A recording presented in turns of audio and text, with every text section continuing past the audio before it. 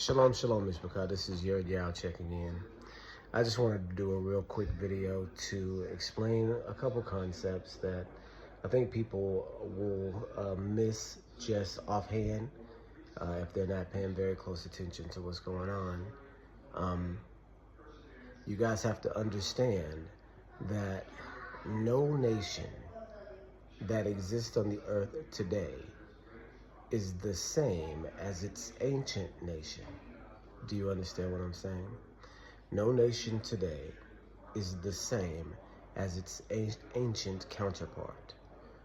There were many ancient nations that, were world rulers. The ancient Babylonians, the ancient Egyptians.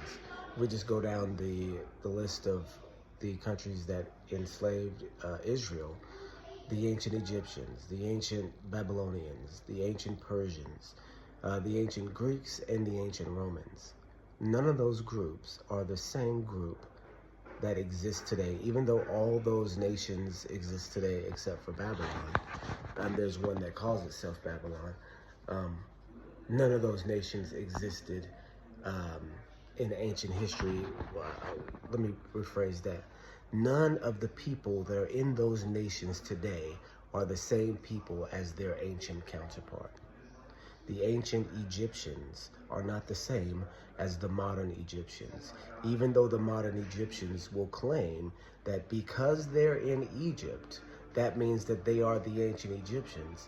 They are not. They are Gothic tribes. You guys don't understand that Gothic tribes invaded the entire world.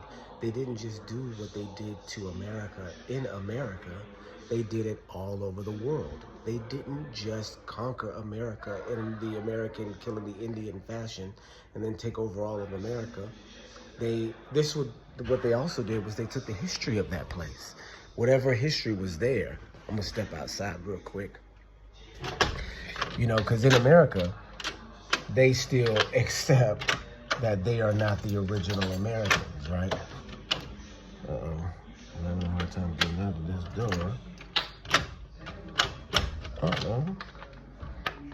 What the world? Oh, there we go. Oh, crap.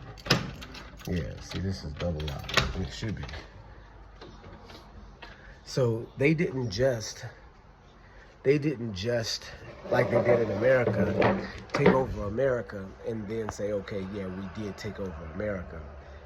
They claimed that they were the ancient Americans, right? Or that's what they did in Egypt. That's what they did in Lebanon. That's what they did in Palestine. That's what they did in Palestine. Do you see what I'm saying? This is a Gothic tribe that invaded and conquered Palestine, conquered all of Israel, actually. Do you see what I'm saying? That's why the modern complexion of the people that are there doesn't match the ancient complexion. Check this out, you guys. The ancient Ethiopians, you remember the verse? What does it say? Aren't you, can the Ethiopian change its skin? Can the leopard change its spots? They used that verse for a long time to try to say, okay, well, those people must be white since Ethiopia means black. But in the ancient context, Ethiopia does mean black, but if you know about the Cushites, when they're depicted on the Egyptian walls, are depicted as the darkest of dark of all the people, right? And we see this, across the board in ancient history when discussing the Ethiopians. Not only was their skin black, it was jet black. They are the darkest people on the planet, right? And so if you can imagine a world of brown and no white, right? In this world, a brown-skinned person such as myself or, my wife, my kids, would see a very stark difference in a black-skinned person. Even here in Africa, people that are called fair-skinned, in the United States, this fair-skinned person is white. There are people that I'm called fair-skinned in Africa. They would say that you're fair-skinned, right? So this is the gradient differentiation between cultures. If you're in a white culture, of course, fair skin is going to be white skin, right? That's just, and even at the Adventist university that I went to, they taught that because the Bible uses the word fair skin, that this means European. Do you see what I'm saying? They taught that. And I mean, this is, one reason why you can't allow yourself to be taught by, Gentiles without having any understanding. Of course, if you can have understanding of who you are, you can do whatever you need to do. But if you don't understand who you are and you're letting them teach you, it's going to go this way. It's going to go this direction. And it would naturally, right? Because this is the nature of the world. This is the nature of the society that exists today. And that's a natural reaction to it. Do you see what I'm saying? So this is why we have a white Jesus, because it's the Gogite version of Jesus, right? This is why we have, white Hercules, because this is the Gogite version of Hercules. You guys know Josephus mentions Hercules as a real person and not in any mythological context at all. He said Hercules was married to one of the daughters of one of the sons of Abraham, if I'm not mistaken. So you guys got to understand the way that history works. Hercules was black. He was from North Africa. He was a black Cushite. So, no, not necessarily a Cushite, but a Libyan, right? A Libyan. I believe he was a Libyan. But still, all of these, stories that we have about him, in no context is he black, right? Never have you seen black Hercules, But Josephus speaks of him as a North African in the time before North Africa looked like it does now. You have white people in North Africa, lots of white people. Do you see what I mean? So I've talked about this a lot, but when I worked at Amazon, there were guys there that were from Algeria, and there was a lot of guys from Algeria. For some reason, they looked like white people. They looked like white people. They were Muslims, but they were all white. Yeah, hey, I'll show you my card. I'm from Africa. You're not from Africa. Oh, yeah, I'm from Africa, and I'm also white. My whole nation, and because there's 3 or 4 workers from Amazon there that were, of this ethnicity, and they were all, if they could pass for white. They could pass for, or maybe like, I don't know, Mexican or Puerto Rican or something like that. Something like white Puerto Rican or it was strange. It was just strange. And I thought to myself, wow, is Africa half white or a quarter white? Yeah, it actually is. Because the Visigoths, the Vandals, the Huns, all of these different groups of people invaded North Africa. And these are all Gogite tribes from the European steppe. The Euro-Asian steppe. This is the land of Gog. And the land of Gog was so fruitful that it produced people after people after people after people. And they invaded the entire world and changed the racial structure of the entire world. Now check this out. Who can identify in the United States as Caucasian? Check this out. Indians can identify as Caucasian. North Africans can identify as Caucasian. Japanese can identify as Caucasian. All of these members from these different Gogite tribes can identify as Caucasians. Arabs can identify as Caucasian. Why? Because they're all understood to be from all of these different people groups that you're not. Right? I've been doing research because I'm doing this video, American Jew 4, and it's about all this. And I've been doing research on who can identify as Caucasian, who is classified as Caucasian. And it's a lot of groups that you wouldn't think are, right? What one person said, and this was an Arab person that said this, about his own culture even. He said the differentiation isn't always skin color. Yes, that's a big, tell that you're from this particular tribe. But skin color can change in a generation, right? It can change dramatically. So it can't only be about skin color, even though that's a really close, especially with there being a white skin color now in a predominant fashion, more so than in the past. This is, a very obvious sign of your lineage. But more than that, he says, is your bone structure. Your bone structure. The way that your face and skull and the way that you're shaped really determines what group of people you're from. And apparently the Iranians, the Europeans, the Arabs, the Japanese, some of the Chinese, of course American, of course Canadian, the Argentinians, because of course German migration to Argentina in the 40s and 50s. All of these nations, Australia, all of Europe, all of Russia, have the same bone structure.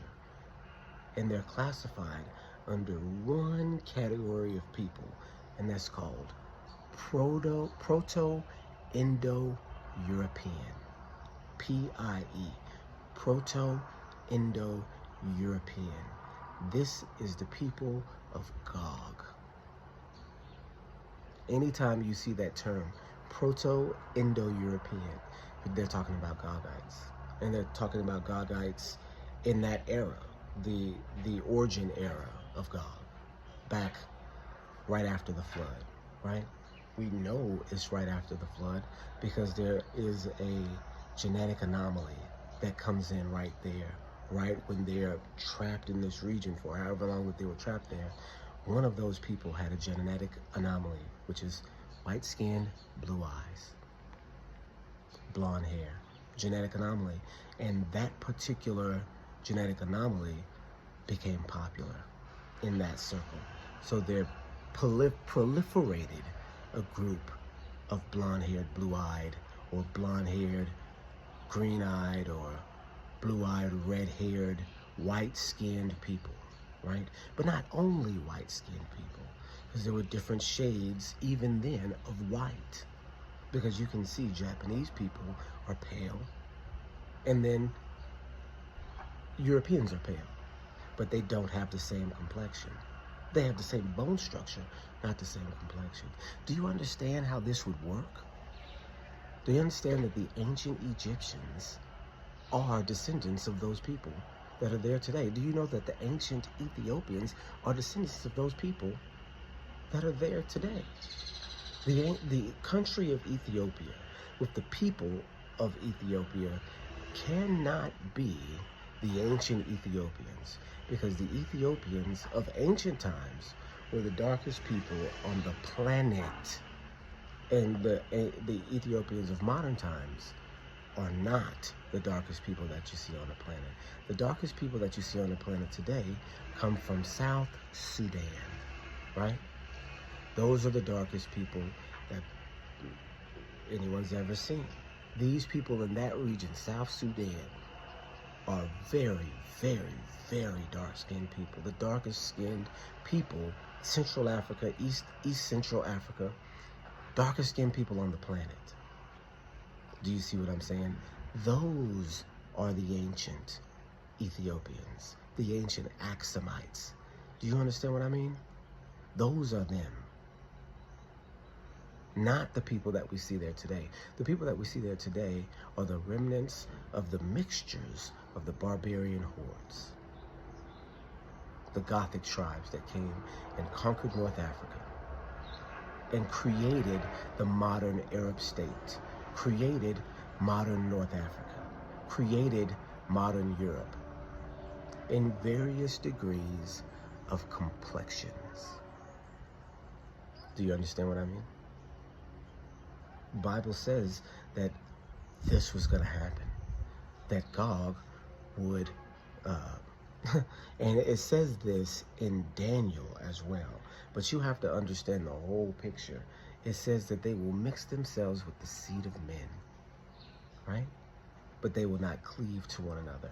And you don't see them cleaving all the way. You see them halfway cleaving one to another.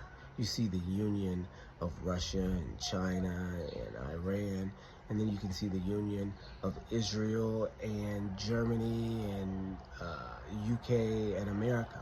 You see that union, those two unions. Those are two different blocks, but they are in this struggle against each other when it's not really a struggle. It's an economic struggle for sure, but not really a hot conflict. But it's gonna be, right? These are just groups of different Gog tribes that are sometimes in agreement, sometimes at opposition. Do you understand that the Bible talks about the kingdom that is partly broken and partly united as the kingdom of the feet and toes, the iron and the mirror clay in Daniel 2? I think that's Daniel 2. Daniel 2. That's what you're looking at here. And who Daniel was talking about was Gog and Magog, as identified by his counterpart in the same time frame, Ezekiel. That this group of people at the end of the world was going to come together and go against the kingdom. And it was going to gather all these people from all over the world and go against the kingdom. Right? And so we are seeing the gathering of Gog and Magog together now, and we see that they are different tribes in all these world powers, right? Algeria, Morocco, Spain, France, Germany, all Gothic tribes. The Visigoths ruled Spain for 500 years and became the Spanish. Before then, it's Iberia. Do you understand? Because lots of Hebrews were there. Lots of Hebrews were there all the way up until the Visigoths that had taken over kicked us out. In all of these European places that were at one point in time part of the Roman Empire. And there's a difference between the Romans here. There's a difference between the Romans and the Greeks and the Gogites here. Because you have to understand that there were three groups, and you have in these three groups people that were brothers, right? You have Chittim, you have Javan, and then you have Magog, right? And so these three brothers separated, and Javan became the Greeks, Chittim became the Romans, and Gog became the European steppe nomads, the Proto-Indo-Europeans, right? And the difference was that the Greeks caught on to civilization much, much faster than the Proto-Indo-Europeans, right? And the rest of them, right? They caught on much faster. They started identifying the leaders of history and started collaborating with them around 1000 BC, right? Even though they were these broken states that were just semi-literate, they started interacting with Egypt. They started interacting with ancient Babylon and started gaining and learning culture from them, right? And as they did that, they became more and more powerful. Even though Persia was, Persia too was partly, it was a divided kingdom because it was two kings anyway, but it was definitely Yapetic. These were a different sort of Yapethites, and they came on later, right? All the while, you have the Gog tribes, the Magog tribes, in the very far north, with vastly different complexions because they had been trapped in that region in the far north, by a series of mountains. The Ural Mountains, I believe it was, on the west. There was another set of mountains on the east, and then to the south, there were the Caucasus Mountains. And they couldn't just pass over those mountains in any direction. And so they stayed there for thousands of years, mixing and intermixing and conquering and battling and scraping and starving with one another there until they were let out. And when they were let out, they spread out in every direction. They spread out to the east and invaded Europe. They spread out to the south through the Caucasus Mountains and invaded Asia Minor. And then they spread west and invaded China and became these nations. That's what happened. So the ancient Chinese are not the modern Chinese. Do you understand?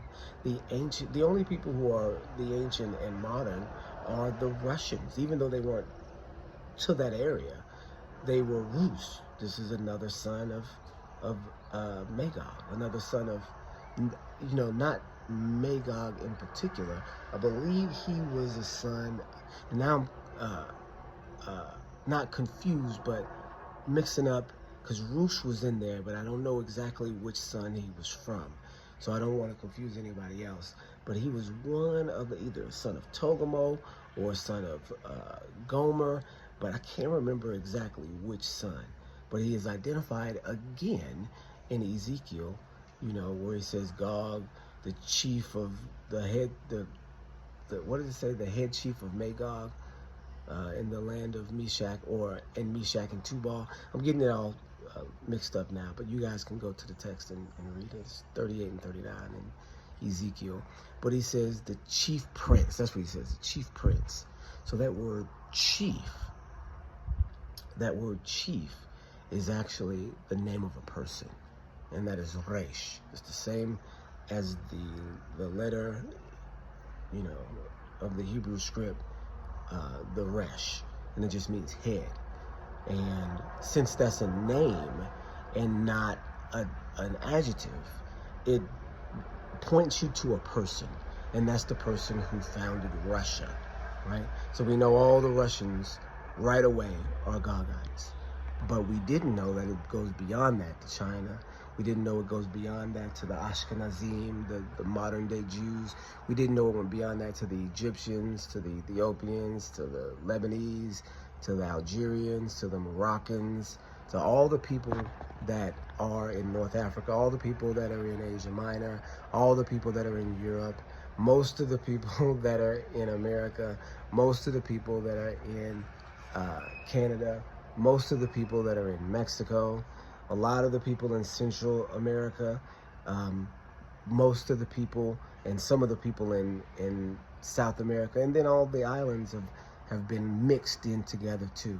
And so you have to understand that this world that we live in today was predicted to be a world full of Gogites, full of Magogites. And that's what we see. The only part that we don't see is us in Israel for them to attack us.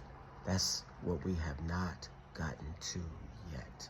But since we know that Magog is in Israel right now, that they're in Israel right now, and there's, they're attempting to set up many false narratives and false stories around them being there, right? There's one false story that, this is the regathering, this is the second Exodus and all of. No, that's not how it's supposed to happen. It's not with them living in unrighteousness in the kingdom. No, they're supposed to be living in righteousness, right? So that can't be the case. Then people say, okay, well, it's the Palestinians, and then Gog is coming and kicking the Palestinians out, and the Palestinians are the real ones. No, because you don't know the history of the ancient Near East. They were conquered by Gog in the first, second, third, fourth, the 4th, 5th, 6th, and 7th centuries, right? And this is when they started the caliphates, right? That's what you don't understand, is that all these guys were newcomers to the region. The ancient Asia Minor, the ancient people in Asia Minor were black. The ancient people in all of these other places were black. In Britain, the ancient Britons were black. Even with the Romans being there, they had slaves from all over the kingdom, all over the world. And so there was a bunch of black people there. Freed slaves, lots of societies in England. Even though it was one of the far-flung places in the Roman Empire, there was a civilization that was developed there.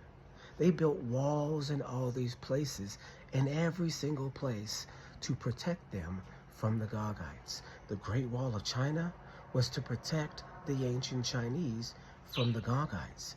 Hadrian's Wall in Britain was created to keep the ancient British people from the Gogites. The Theodosian Wall was, and I don't know where this one was at, but it was built to keep people from the Gogites.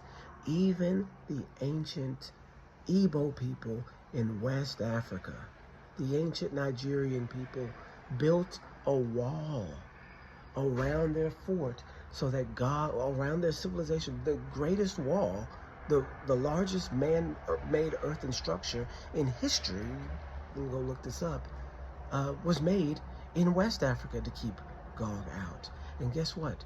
They came there too in 1812, 13, 14. Went there and got through the wall, because they had walled themselves in, came and got through the wall. Do you understand? Because you forget.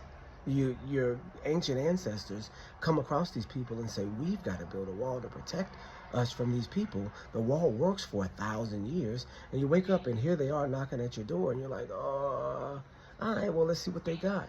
Well, these are the people you built the wall for 1,000 years earlier. You see what I'm saying? Do you see what I mean? We're seeing the invasion of the Magogites happen at its conclusion. Now, it's complete. The only people that aren't Magogites themselves are Magog controlled all over the world. And most of the nations are Magogites themselves. Do you understand?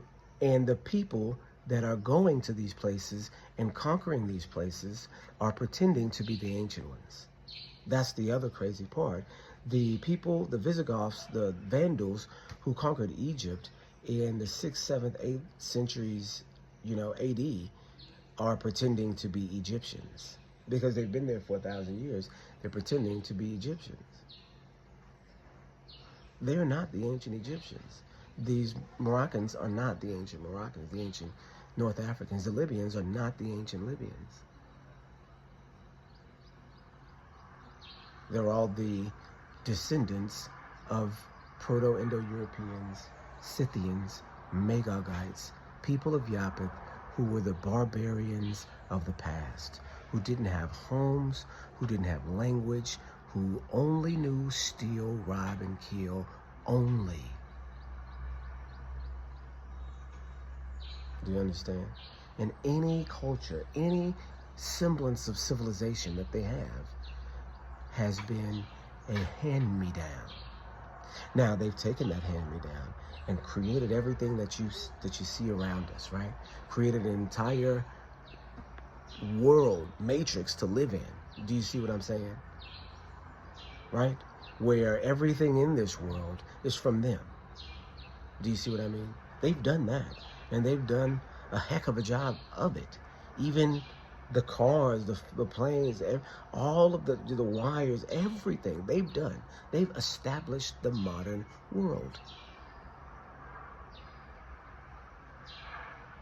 But you have to understand, they've established it in their own image. And we're not talking about Esau, we're talking about Gog. Esau joined with Judah. That's what people don't understand. You're getting a false prophecy from people who are talking about Esau. You're getting a false doctrine. And it's a dangerous one, because you are supposed to be brothers with Esau. And if you're thinking this white man is your brother that is from an African tribe of Esau, then you're confused, right? You're confused because people are talking about, Jacob I've loved, but Esau I've hated. And so now I gotta go hate Esau too. No, the scripture says you're supposed to love Esau. And so that's a super false doctrine, because in the Torah it says you're supposed to love Esau, or that you're not supposed to hate him. You see what I'm saying? But people out here talking about they hate Esau, right? It's a false doctrine on top of a false narrative, right? We're not supposed to be haters of nobody in this world, because we are ourselves forgiven. Do you understand what I'm saying? Nobody was born with the information that they have now. Nobody was born righteous. We was all born in sin and shaped in iniquity. Do you see what I'm saying? So ain't nobody got time or space to judge anybody. And when we identify the people who are, we're not doing it out of a space for judgment. We're doing it to identify the people who are, so that we can know where we are in prophecy, so that we can know what's going to happen next. Do you understand? We don't do that out of a spirit of judgment. We do it out of a spirit of prophecy. Because you must know who people are to understand where you are and what's going on. To understand who you are, you've got to know who everybody else is too, right? Because these prophecies are not playing around. These prophecies are not playing. So the prophecy that says that we are going to be back in Israel is gonna happen. We just gotta wait for the time. All the things that are set up right now is set up to happen. I was talking about before, and I probably diverted from this topic, all of the false prophecies that they've set up, like the Palestinians being the real Israelites and their Gogite tribes, or the Ashkenazim are the real Israelites and their Gogite tribes, right? And so we know that the Ashkenazim are in Israel right now as the leading Gogite tribe because they're in Israel, right? Because since they've got access to this incredibly sacred land, now they are catapulted to the forefront, because this grand lie also comes with grand power. Do you see what I'm saying? If you're the ancient chosen people, the responsibility of the ancient chosen people in the end of the world was to rule the world. So if you're lying and pretending that you're those people, you have to also lie and take the world over with it. Do you see what I'm saying? And since you're in the land and you have the information, you have the ability to take over the world, because that perception is power too. That if you're perceived to be that, you have that power, that energy, or whatever you want to call it. So the lie comes with power too, right? But imagine the truth. Imagine the truth, right? Because what is coming is the true return of Israel. Since we see the lies, since we see Gog and Magog, where the person sitting where they should not be, right? Since we see all of that, that means that the part that comes next is us going back there. That's the next thing that's going to happen, is we go back there. And we haven't been back there in 2,000 years, right? And so it's right on time. It's right on schedule, right? So that means the next step in the prophecy is we go back there. Since we see Gog and Magog where they should not be, doing what they should not be doing, being who they should not be, that means it's time. That means that in the very near future, since Gog and Magog are in control of the whole world, in the very near future, we'll be going back. There's some other things that's got to happen first, for sure. Some other things that got to happen first, for sure. But we're headed back. We've got some tribulation to go through first, but we're going back. When you see all these things, you know, look up, the scripture says, right? Okay, you guys, it's been long. It's 30 minutes. But I hadn't posted in a while, so I wanted to post. I hope this makes sense to you guys. Just an explanation of what's going on. You know, that's why Israel's not jumping to attack Iran, and Iran's not jumping to attack Israel, because really they're the same people. Iran means Aryan, and Aryans are the skinhead guys that are in America too. Do you see how this all connects? You see what I'm saying? So if Israel is Ashkenaz and Iran is Aryan, those are related. Those are European brothers, right? Right? Okay, you guys. Shalom, shalom.